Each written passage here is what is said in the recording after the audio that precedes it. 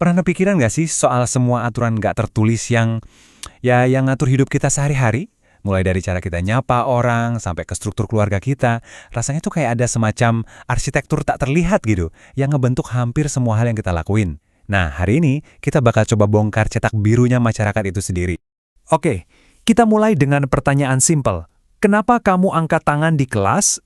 Ini kan bukan hukum negara, tapi kok kita semua ngelakuinnya? Atau ini deh, kenapa kita jabat tangan? Kenapa nggak nunduk aja? Atau nepuk kepala orang? Dari mana coba kebiasaan ini datangnya, dan kenapa kita semua setuju buat ngikutin? Satu lagi yang deket banget sama kita semua, makan malam keluarga.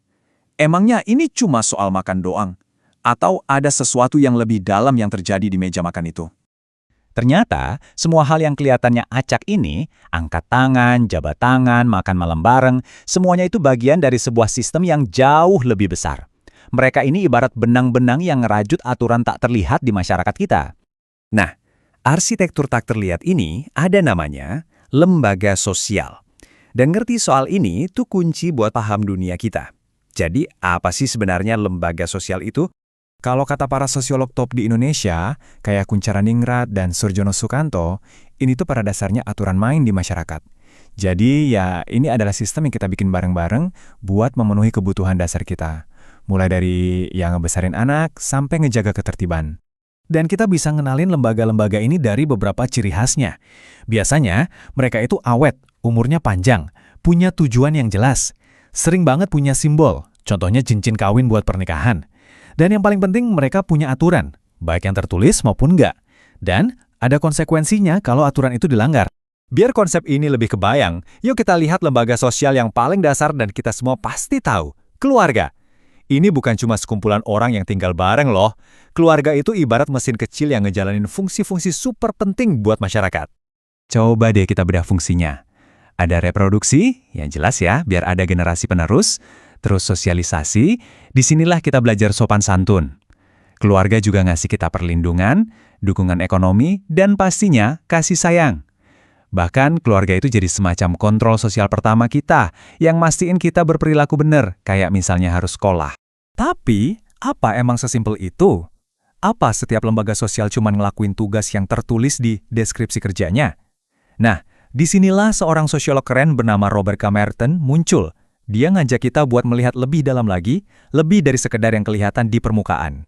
Filosofi Merton tuh simple tapi revolusioner banget. Jangan cuma berasumsi, tapi lihat apa yang beneran terjadi di dunia nyata. Pesannya jelas, lupain deh teori yang awang-awang, mending kita lihat faktanya di lapangan. Pendekatan inilah yang ngubah total cara kita mandang lembaga sosial.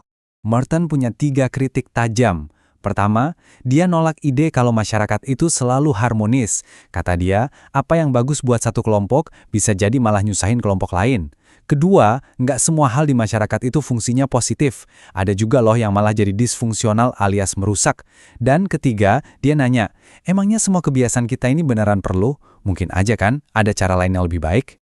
Nah, dari kritik-kritik inilah lahir ide Merton yang paling terkenal dan paling dahsyat. Sebuah alat buat ngelihat dunia dengan kacamata baru yang bisa ngebedain mana fungsi yang kelihatan jelas dan mana yang tersembunyi. Disinilah kejeniusan Merton kelihatan. Dia ngebagi fungsi jadi 2. Fungsi manifest, ini alasan yang jelas, yang disengaja. Anggap aja ini tujuan resminya. Dan fungsi laten. Nah ini dia, konsekuensi tersembunyi yang gak disengaja. Justru disinilah seringkali rahasia-rahasia masyarakat terungkap. Biar gampang ngertinya, Merton ngambil contoh klasik dari sosiolog lain, Thorstein Veblen, tentang konsumsi yang mencolok. Gampangnya, ya pamer kemewahan. Coba lihat contoh ini. Ada orang beli mobil mewah. Fungsi manifestnya apa? Ya, jelas buat transportasi. Tapi fungsi latennya, nah ini dia, buat nunjukin status, kekayaan, dan posisi sosialnya. Mobil itu bukan lagi cuma alat, tapi udah jadi sebuah pesan. Keren kan kekuatan analisis laten ini? Tapi, Merton juga realistis kok. Dia tahu nggak semua konsekuensi yang nggak disengaja itu bagus. Kalau konsekuensi tersembunyi ini malah negatif atau ngerusak, dia nyebutnya disfungsi. Ini nambahin satu lapisan analisis kritis yang penting banget. Jadi, apa nih yang bisa kita ambil dari semua ini? Ide-ide Merton tadi ngasih kita alat yang kuat banget. Sebuah cara baru buat nganalisis dunia di sekitar kita. Mulai dari keputusan pribadi kita, sampai kebijakan publik. Jadi, ini pesan utamanya. Anggap aja masyarakat itu kayak gunung es. Alasan-alasan yang jelas kelihatan itu cuma puncaknya doang. Lain kali kamu lihat ada sebuah aturan atau kebiasaan, coba deh tanya. Apa ya yang ada di bawah permukaan? Apa konsekuensi tersembunyi, baik atau buruk, yang sebenarnya lagi bekerja di sini? Oke, kita tutup dengan satu pertanyaan buat direnungkan. Perangkat yang lagi kamu pakai buat menyimak bahasan ini, fungsi manifestnya jelas buat dapat informasi. Tapi, coba pikirin, apa fungsi latennya? Apa ini ngehubungin kamu sama komunitas global? Atau ngebentuk identitas digital kamu? Atau jangan-jangan malah nimbulin disfungsi dengan bikin kamu makin terisolasi dari dunia nyata?